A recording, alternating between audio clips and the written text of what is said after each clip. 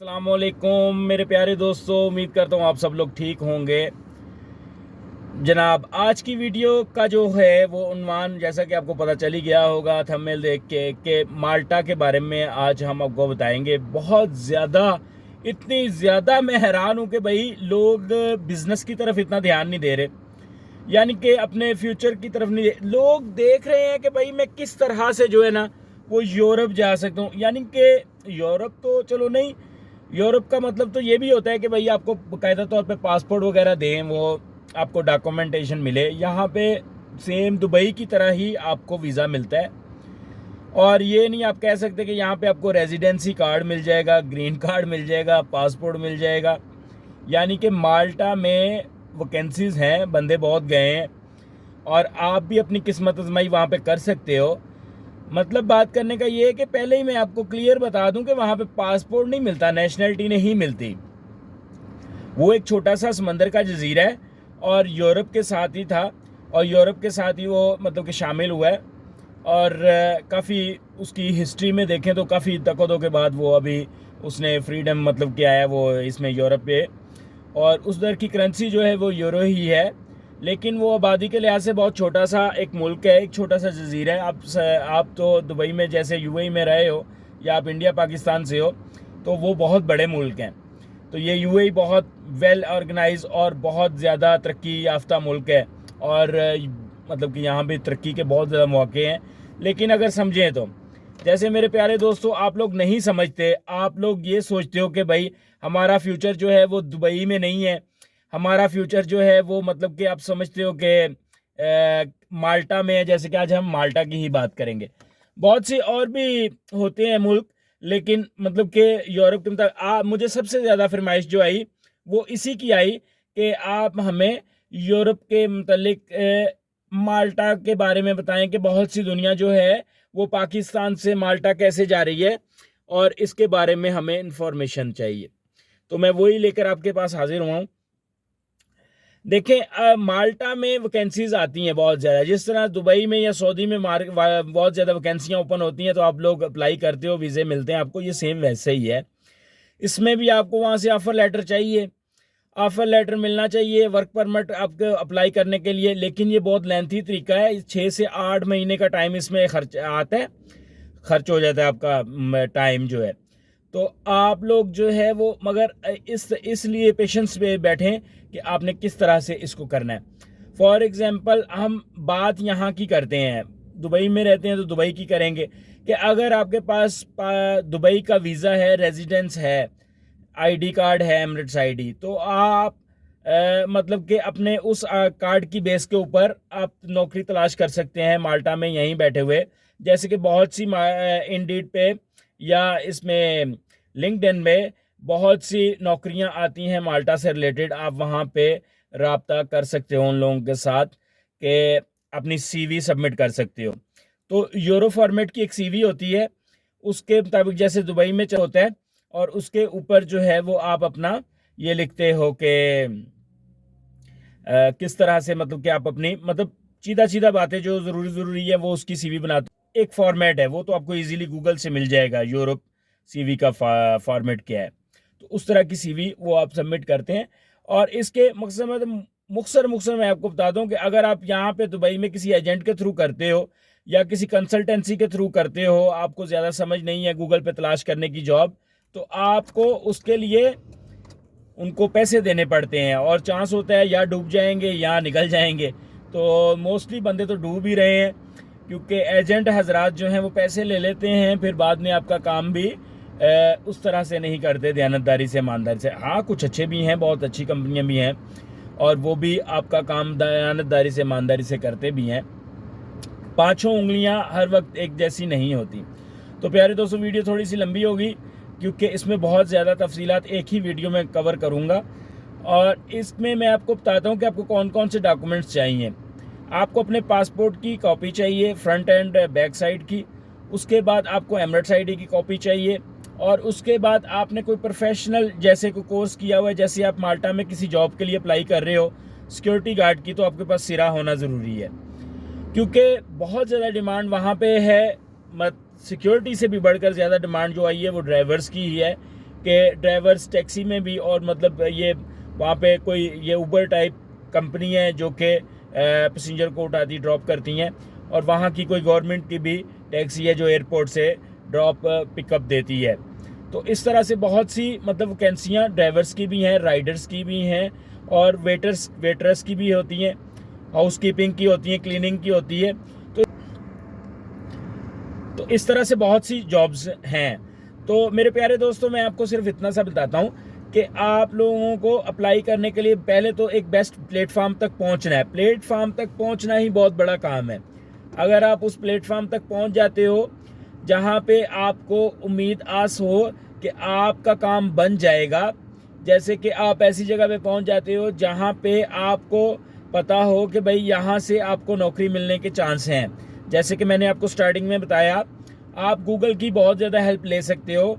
आप सर्च कर सकते हो कि मैं दुबई से माल्टा कैसे जा सकता हूँ, मतलब तो मैं बता रहा था आपको कौन कौन से डॉक्यूमेंट्स आपको रिक्वायर होंगे। उसके लिए आपको अपने पासपोर्ट की कापी, एमिरेट्स आईडी जो यहाँ का है, और जैसे ड्राइविंग लाइसेंस है, ड्राइवर की जॉब पे जा रहे हैं या सिक्योरिटी पे जा रहे हैं, सिक्योरिटी का मतलब जो भी काम आप यहाँ पे करते हैं यूएई में, उसका आपके पास कोई लीगल डॉक्यूमेंट होना चाहिए, कोई सर्टिफिकेशन होनी चाहिए, कोई लाइसेंस होना चाहिए।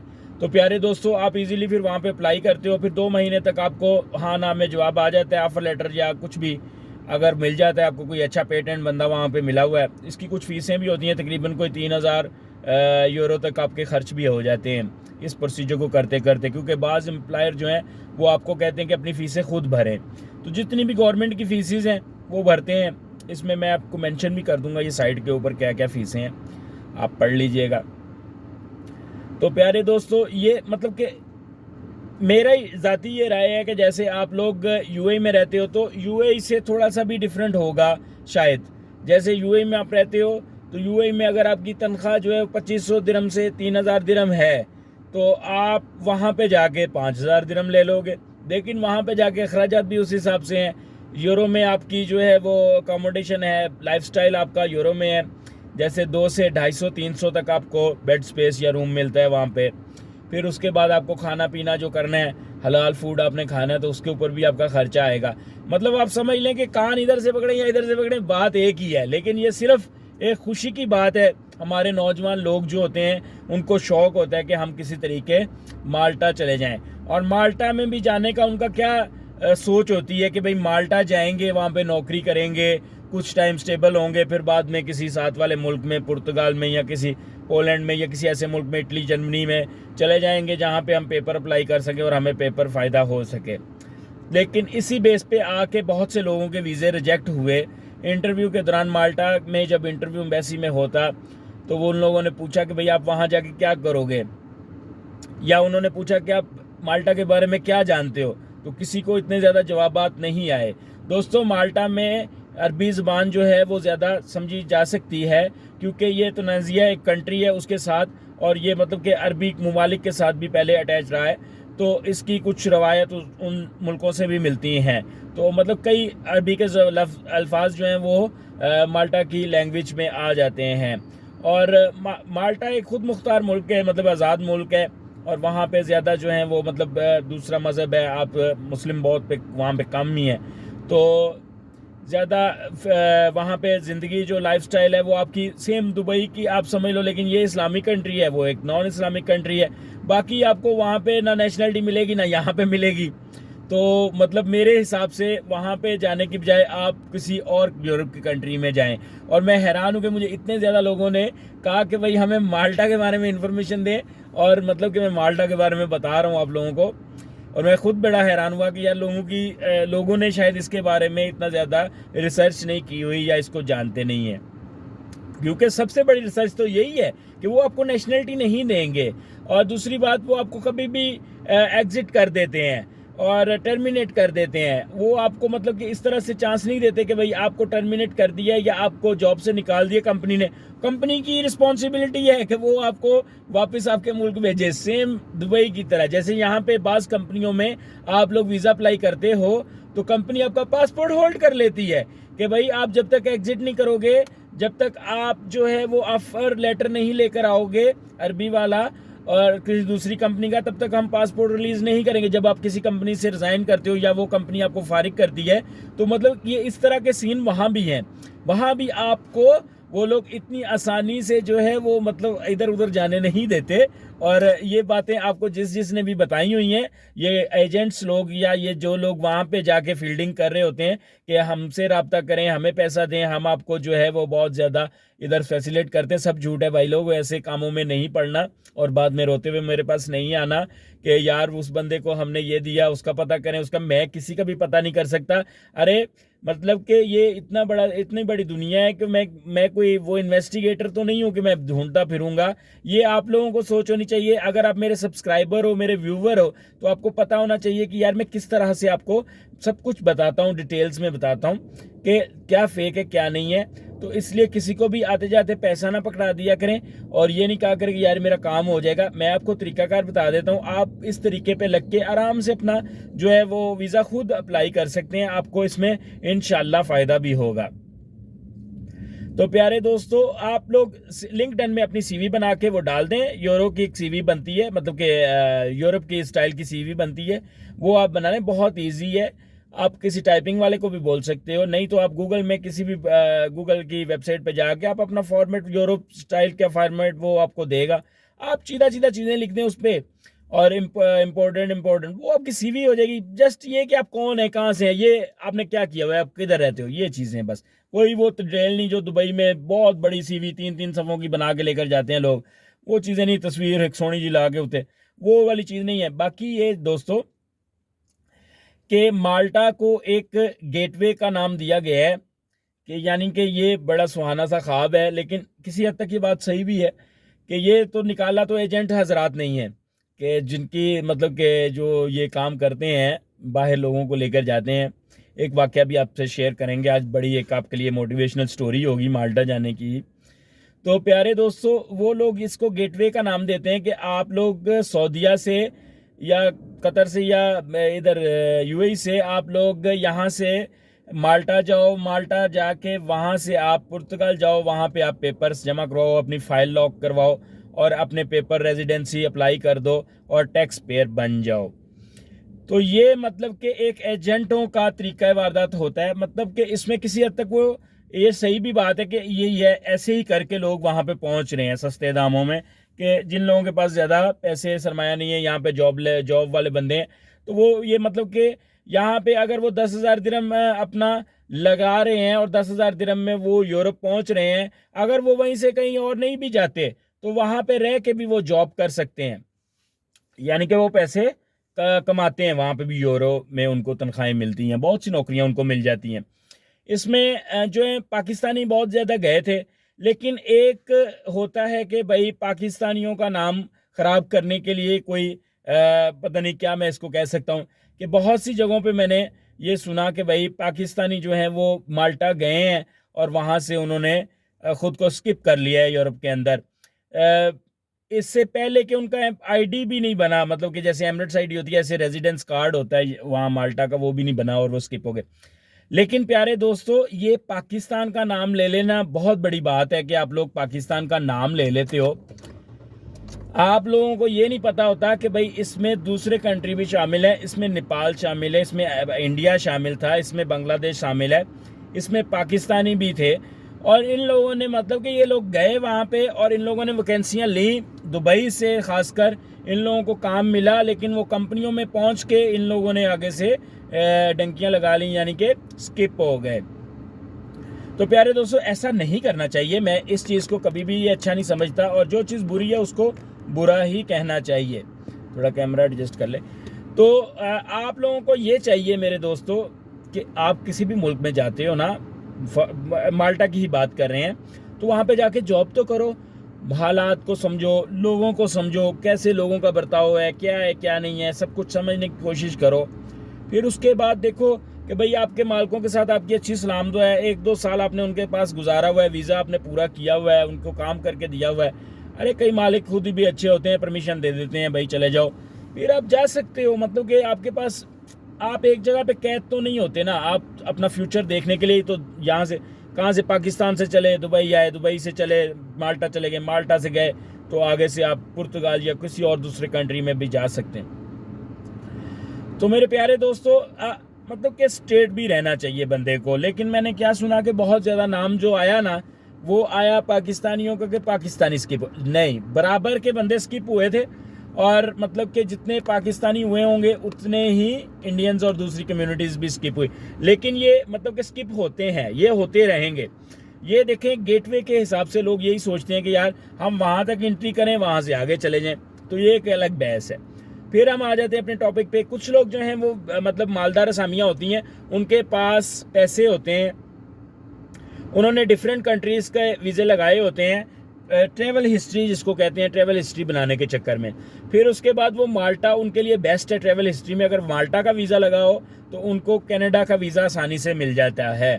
विज़िट वीज़े वालों की बात कर रहा हूँ कि अगर आप लोग के पास काफ़ी मुल्कों के वीज़े लगे हुए हैं, जैसे कि कुछ लोग ज़्यादा ये छोटे छोटे मुल्कों के विज़िट करते हैं, लेकिन यूरोप के वीज़े, एक भी किसी कंट्री का वीज़ा लगा हो तो आप लोगों के लिए इंग्लैंड का वीज़ा लगवाना और ऑस्ट्रेलिया का लगवाना या इसका लगवाना, कनाडा का वीज़ा लगवाना बहुत आसान होता है फिर। तो प्यारे दोस्तों, मैं बता रहा हूँ आपको कि भाई अगर आप लोग ज़्यादा विज़िट पे जाते हो तो आप लोग भी अप्लाई करो विज़िट वीज़े के लिए माल्टा में। अगर आपने वहाँ पे नहीं ठहरना, स्किप नहीं होना या कुछ अपनी ट्रैवल हिस्ट्री बनाने के लिए, तो वो भी आसानी से हो जाता है, विज़िट वीज़ा भी मिल जाता है। बहुत अच्छी जगह है, डिस्कवर करने के हिसाब से बहुत खूबसूरत है। और मतलब कि अच्छा, आपको एक पुराने दौर की मतलब आपको उसमें चीज़ें भी नज़र आती हैं और मतलब उनकी हिस्टोरिकल आपको बहुत फैसिनेट करेगी चीज़ें। तो घूमने के लिहाज से अच्छा है। और सबसे बड़ी बात यह कि भाई इतनी ज़्यादा वहाँ पे वो नहीं है। आपको एक और चीज़ बता दूँ, माल्टा के लोग जो होते हैं बहुत ज़्यादा सिंसियर होते हैं, वफ़ादार होते हैं, और उन लोगों को मतलब कि वफ़ादारी ही पसंद आती है। अगर आप उनके साथ मिनी मिनी करोगे, यानी कि झोल करोगे और मतलब चीट करने की कोशिश करोगे, तो फिर आपका ख़ुद का ही उसमें नुकसान है। प्यारे दोस्तों, उसकी एहतियात करनी है। और ये कभी भी नहीं करना कि भाई किसी को आप चीट कर लो और मतलब कि आपका ही नुकसान है। कि यानी आप किसी के पास काम करते हो, उसके साथ आप चीटिंग शुरू कर देते हो, तो वो आपको मतलब क्या, एक तो वो ये सोचेगा कि भाई ये इंडिया पाकिस्तान जिधर की भी आप कम्युनिटी से तलक रखते हो, कहेगा भाई ये मतलब इस कंट्री के लोग नहीं अच्छे। और दूसरा तासुर क्या आप देगा, वो कहेगा मैंने इस पर ट्रस्ट किया और देख लो। ये मतलब कि वो फिर आप ट्रस्ट का दरवाज़ा दूसरों के लिए बंद कर देते हो। तो ये बहुत लॉयल लोग हैं और सिंसियर लोग हैं। और दूसरा ये कि भाई ये किसी पे जल्दी ट्रस्ट भी नहीं करते, कि ब्लाइंडली ट्रस्ट वो वाली चीज़ नहीं है। तो मतलब कि आप लोगों को अपने ये मेहनती लोगों को पसंद करते हैं। और अगर आप सोचते हैं कि भाई मैं ये कर लूँगा वो कर लूँगा तो फिर मुझे वो नेशनलिटी मिल जाएगी, वो भी चीज़ नहीं है। ये स्ट्रेंजर्स पे इतना बिलीव नहीं करते, ये अपनी कम्युनिटी या हम ज़ुबान पे ज़्यादा बिलीव करते हैं बनिस्बत के एशियंस के ऊपर आगे। तो आपने उधर एज़ा जो है वो अपना जॉब माइंड लेकर ही जाना है कि भाई मैं जॉब करने जा रहा हूँ और जॉब ही है आपकी वहाँ पे आके। जी, तो माल्टा जाना बहुत ही आसान है। माल्टा में आप बड़ी आसानी से एंट्री कर सकते हो, क्योंकि इसका प्रोसीजर बहुत आसान है। इसके प्रोसीजर को आसान आपने खुद बनाना है। आप इसको आसान कैसे बना सकते हो, आपके पास ओरिजिनल डॉक्यूमेंट्स होने चाहिए, फेक डॉक्यूमेंट्स नहीं चलेंगे यहाँ पे। और मतलब कि ये कोई वो नहीं है कि आप मेडिकल बनवा रहे हो और आ रहे हो, वो वाला सीन नहीं है। यहाँ पे आपको ओरिजिनल डॉक्यूमेंट्स ही चाहिए अगर आप वाकई ही माल्टा जाना चाहते हो। तो माल्टा जाने के लिए आपको मतलब कि ऑफर लेटर तो जैसे दरकार होता ही है। और बहुत सी कंपनियां यहाँ पे यूएई में, बहुत से ऐसे कंट्री लोग हैं जिनके पास बहुत सी वैकेंसीज आती रहती हैं। आप थोड़ा ध्यान रखें और ऐसे इंटरव्यू अटेंड करें, आपको थोड़ा थोड़ा पता चलता जाएगा। उसके बाद आप खुद भी, मैंने जैसा बताया कि आप कर सकते हो अप्लाई बाहर की कंपनियों में। माल्टा जाना फ़िलहाल बहुत ही आसान है, लेकिन इसको आसान तब तक ही आप समझो जब तक कि आप झूठ नहीं बोलते, चीटिंग नहीं करते। क्योंकि माल्टा है, कोई ऐसा नहीं है कि भाई आपको जो है वो कसूर जाना है लाहौर से तो फिर उस हिसाब से तो नहीं है, या आपको दिल्ली जाना है लखनऊ से उस हिसाब से तो नहीं है। तो ये आपको माल्टा जाना है, और ज़ाहिर है यूरोप की वो एक कंट्री है, और वहाँ पे आपको हर चीज़ आपसे पूछी समझी जा सकती है। इंटरव्यू मुख्तसरन आपसे क्या पूछ सकें, इंटरव्यू के बारे में बताता हूँ मैं। इंटरव्यू में वो आपसे पूछ सकते हैं कि भाई आप माल्टा में क्यों जाना चाहते हो, तो आप उनको बताओ कि भाई मुझे माल्टा बहुत अच्छा लगता है, मैंने यूट्यूब पे देखा हुआ है, और दूसरा ये कि भाई मैं दुबई में भी काम कर रहा हूँ, तो इसी तरह से मैं माल्टा में करूँगा, तो मुझे लगता है कि भाई मेरे पास कुछ ज़्यादा खातर खा मुनाफा आएगा, मतलब अच्छी सैलरी आएगी। फिर वो आपसे पूछेंगे कि आप माल्टा में माल्टा के बारे में क्या जानते हो ज़्यादा, तो आप उनको बता सकते हो कि भाई ये बहुत खूबसूरत जजीरा है, और मतलब कि विज़िट के हिसाब से भी बहुत अच्छा है। जैसे कि आप ड्राइवर हो तो आपको ये समझ आएगा कि भाई यहाँ पे पैसेंजर भी बहुत ज़्यादा होंगे हमारे पास, और मतलब कि हम इधर सैर व तफरी भी कर सकते हैं, और खुला अच्छा माहौल भी है, और क्लाइमेट जो है वो आपको बहुत पसंद है, और यहाँ के लोग इस तरह से मतलब आप बताएंगे कि भाई मैंने जो तफसीला इसकी तफसीला जाए, वो आपसे करेंसी पूछ सकते हैं यूरोप इसकी क्या है, तो आपने यूरो उसकी करेंसी बतानी है माल्टा की। तो वो अगर आपसे ये क्वेश्चन करें इंटरव्यू के दौरान कि आप ये बताएं कि माल्टा के साथ कौन सा कंट्री है, तो आपने ये फ़ौरन से झटपट जवाब नहीं देना कि उसके नाल ही पुर्तगाल है जेड़ा मैं क्रॉस कर जाना है।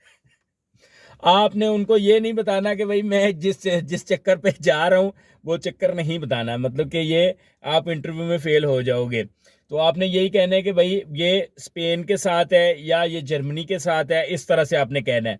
पुर्तगाल था भुल के भी ना ले हो जे नाम ना लेना, मतलब कि पुर्तगाल उसके बिल्कुल साथ है, ये आपको भी पता है और हर जाने वाले को पता है, और हर जाने वाला सबसे पहले गूगल मैप निकाल के देखता है कि भाई कितने है माल्टा।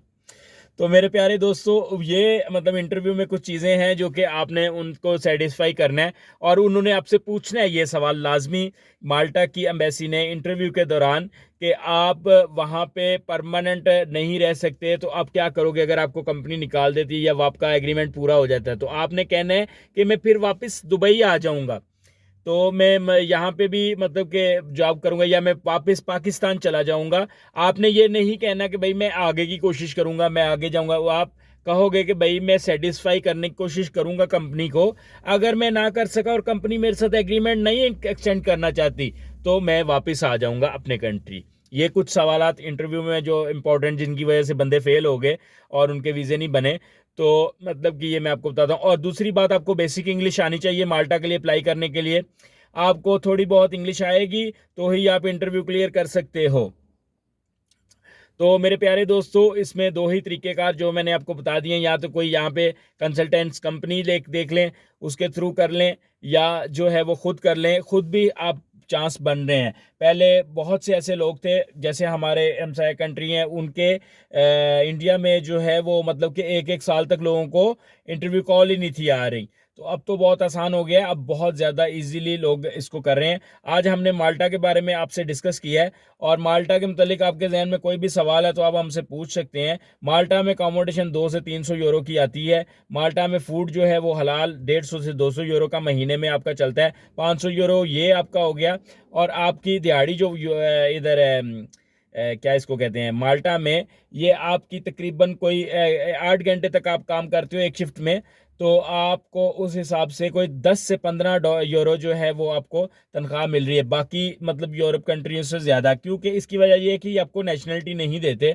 यहाँ पे आपको वर्क परमिट पे ही जाना होता है, वर्क परमिट पे ही काम करना होता है।